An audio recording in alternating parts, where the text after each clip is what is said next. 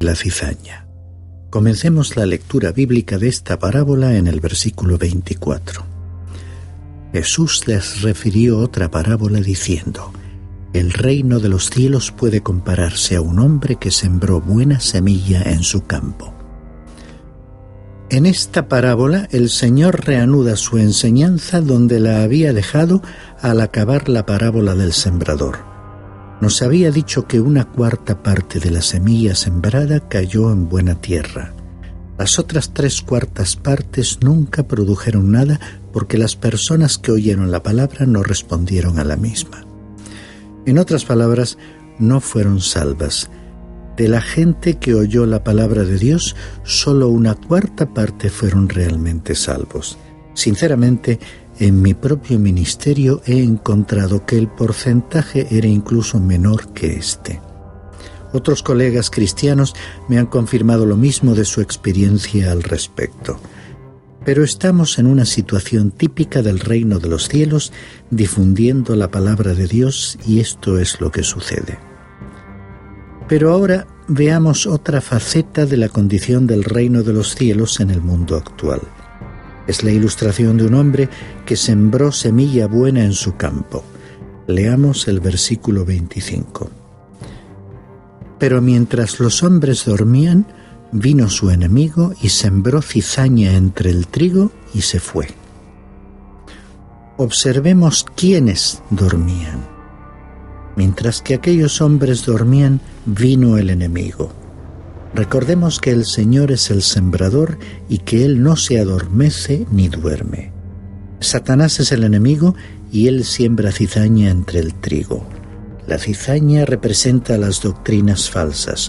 Hoy en día hay mucha siembra de ese tipo. Leamos el versículo 26. Cuando el trigo brotó, produjo grano, entonces apareció también la cizaña. Cuando el trigo y la cizaña comienzan a crecer, es difícil distinguir el uno de la otra.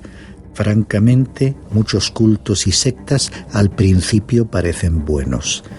No es posible distinguirlos de la doctrina bíblica hasta que profundizamos en su estudio y al llegar a una fase avanzada vemos que empieza a aparecer la doctrina falsa. Es como si hubiesen sembrado cizaña entre el trigo. Veremos ahora que el sembrador sabía quién era el responsable de la cizaña. Leamos los versículos 27 al 30. Y los siervos del dueño fueron y le dijeron: Señor, ¿no sembraste buena semilla en tu campo? ¿Cómo pues tiene cizaña? Él les dijo: un enemigo ha hecho esto. Y los siervos le dijeron: ¿quieres pues que vayamos y la recojamos?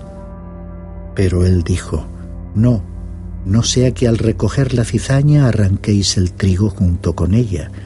Dejad que ambos crezcan juntos hasta la siega, y al tiempo de la siega diré a los segadores: recoged primero la cizaña y atadla en manojos para quemarla, pero el trigo recogedlo en mi granero. Veamos esta imagen cuya interpretación es muy importante. Nuestro Señor les dijo a sus siervos que no recogiesen la cizaña, que permitiesen que ella y el trigo creciesen juntos y que cuando llegase el tiempo de la siega se podría distinguir el trigo de la cizaña. Por un lado el mundo está cada vez mejor y por otro cada vez peor. Está cada vez mejor en el sentido que el trigo está creciendo. Nunca ha habido tanta enseñanza bíblica como en la actualidad, ni tantos cristianos que aman la palabra de Dios y darían su vida por ella. Y al mismo tiempo está cada vez peor, porque la cizaña crece y los cultos falsos se multiplican. Pero se nos advierte que nuestra misión no consiste en arrancar la cizaña, porque podríamos arrancar al mismo tiempo y sin quererlo algunas espigas de trigo. Nuestra responsabilidad se limita a sembrar la palabra de Dios. El crecimiento de la cizaña y el trigo en el mundo nos permite ser conscientes de la situación del reino de los cielos que caracteriza a la cristiandad durante este intervalo existente entre el rechazo de Cristo y su regreso para establecer su reino sobre la tierra. Esta no es entonces una imagen de la Iglesia de Cristo. Alguien podría decirme que dicha situación sí es una imagen de la Iglesia organizada. Esto es cierto, pero la Iglesia organizada no es necesariamente su Iglesia. Su Iglesia está formada por un número invisible de creyentes. Por invisible, quiero decir que no están limitados a una organización. La verdadera Iglesia está constituida por creyentes verdaderos, sin tener en cuenta su procedencia o denominación. Los verdaderos creyentes son aquellos que han confiado en Cristo como Salvador, se apoyan en Él y aman su palabra. Esta es la prueba decisiva que demuestra su autenticidad. Y nadie debería preocuparse demasiado porque la cizaña y el trigo crezcan juntos. En un día futuro, el Señor utilizará su hoz y separará la cizaña y el trigo. En la parábola siguiente se presenta una nueva clase de semilla.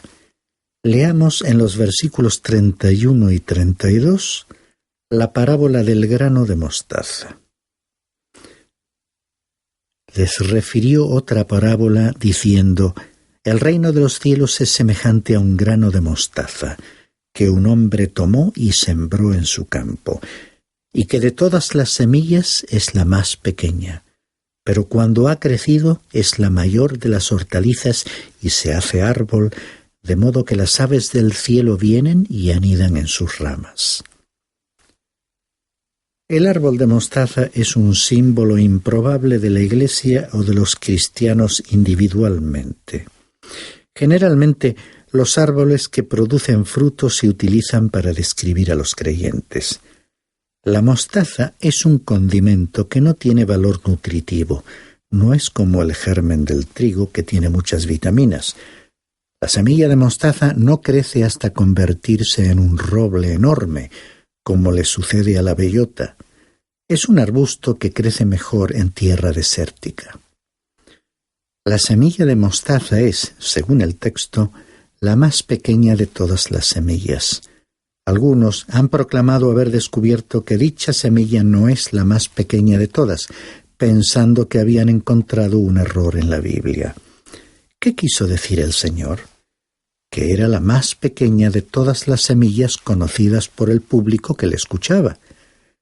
De todas formas, por lo que sé, es la más pequeña de la categoría de las plantas a la que pertenece la mostaza.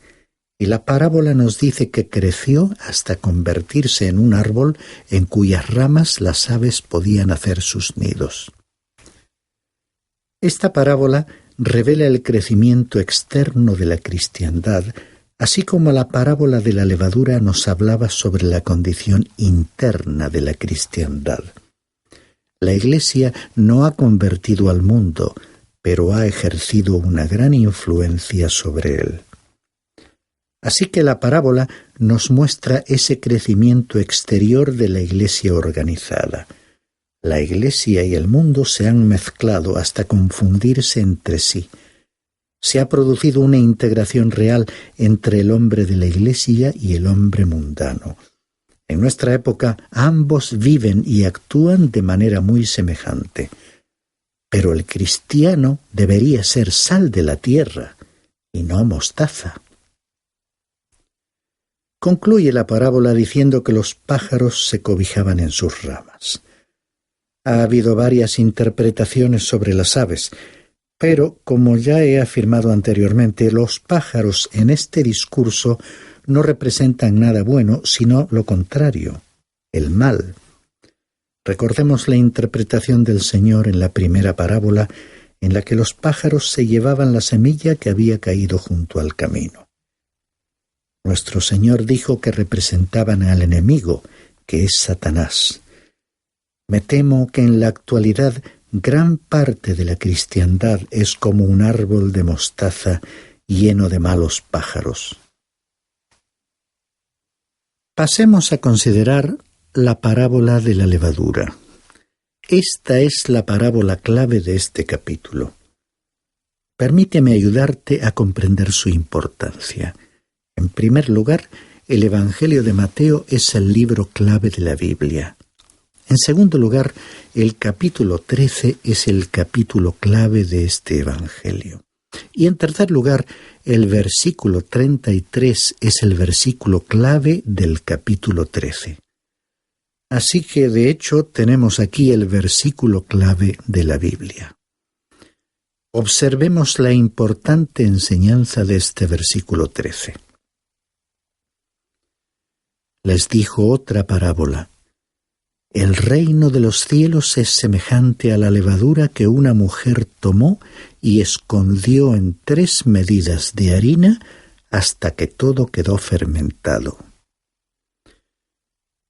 El reino de los cielos es semejante a la levadura, y continúa, que una mujer tomó y escondió en 3 medidas de harina.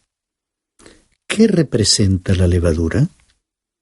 Algunos interpretan la levadura como el Evangelio, pero ello revela que desconocen el tema.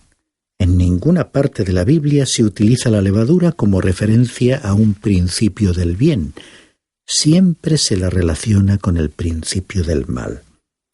La palabra levadura aparece 98 veces en la Biblia, aproximadamente 75 veces en el Antiguo Testamento y 23 veces en el Nuevo Testamento.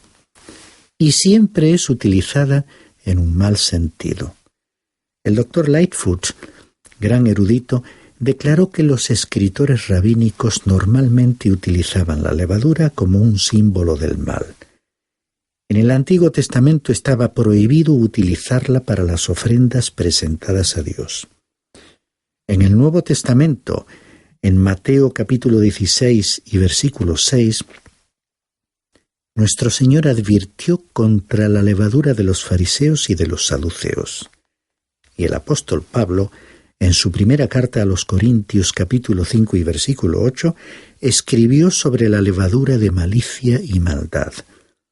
El simbolismo de las Sagradas Escrituras no se contradice, y podemos tener la seguridad de que la levadura no se utiliza en este pasaje en un buen sentido. Por lo tanto, la levadura no es el Evangelio. El Evangelio está representado por las 3 medidas de harina. ¿Cómo lo sabemos?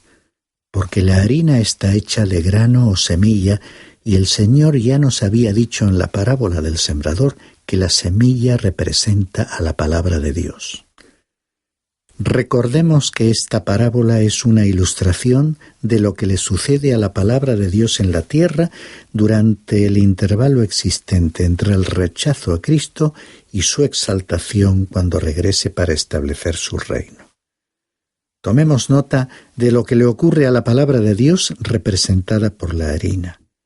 Aquí aparece una mujer y sin ofender a nadie y sin ninguna intención peyorativa, porque hubo mujeres extraordinarias en la Biblia, diré que cuando en los textos bíblicos se utiliza a una mujer en un sentido doctrinal, siempre se la identifica con un principio del mal.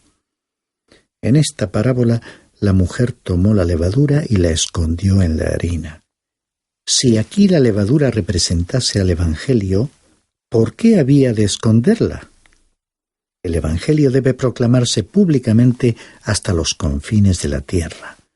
Obviamente la levadura es el principio del mal y la mujer la escondió en la harina que representa al Evangelio, a la palabra de Dios.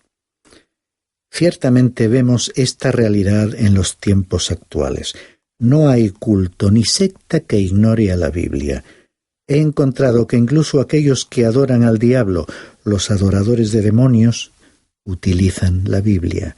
Los maestros falsos de cualquier tipo ponen la levadura en la harina, es decir, en la palabra de Dios. ¿Y qué hace la levadura? Es una sustancia usada para producir fermentación. Cuando se la añade a la masa del pan, la hace crecer y la hace también sabrosa. Por este motivo, muchísimas personas encuentran emoción y nuevas sensaciones en algunas sectas. En lo que al sabor natural se refiere, el pan sin levadura es poco apetitoso. Un poco de levadura le añade sabor. Cuando la masa llega a cierta altura, el panadero detiene la fermentación introduciéndola en el horno para cocerla. Pero si antes de meterla en el horno el panadero hubiera dejado que la masa continuase aumentando por la acción de la levadura, se habría corrompido o podrido, adquiriendo un sabor agrio y resultando en algo difícil de comer. Realmente la levadura representa el principio del mal. Esta parábola enseña que la intrusión de las doctrinas erróneas en la Iglesia conducirá finalmente a la apostasía total. Recordemos las primeras palabras de la parábola. El reino de los cielos es semejante a la levadura que una mujer tomó y escondió en 3 medidas de harina hasta que todo quedó fermentado. Y según el Evangelio de Lucas, capítulo 18 y versículo 8, el mismo Señor Jesucristo dijo: «Cuando el Hijo del Hombre venga, ¿hallará fe en la tierra?». Por la manera en que esta pregunta está expresada en el idioma griego, requiere una respuesta negativa. En otras palabras, lo que está diciendo es que cuando Él regrese a la tierra, ésta se encontrará en un estado de apostasía total. Y el apóstol Pablo, en su segunda carta a Timoteo, capítulo 4 y versículo 3, escribiendo a aquel joven que se estaba preparando para el ministerio cristiano, le advirtió que llegaría el tiempo en que las personas no soportarán la enseñanza bíblica sana. La apostasía final y total de la Iglesia está revelada en el último libro de la Biblia, el Apocalipsis, en el capítulo 3, versículos 14 al 19, en el mensaje a la Iglesia en la Odisea. Continuamos leyendo los versículos 34 y 35.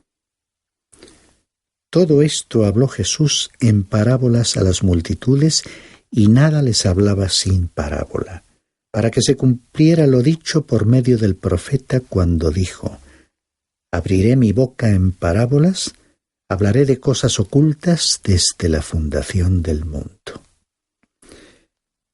Estas últimas palabras sobre las cosas ocultas desde la fundación del mundo son para fijarlas bien en nuestra mente.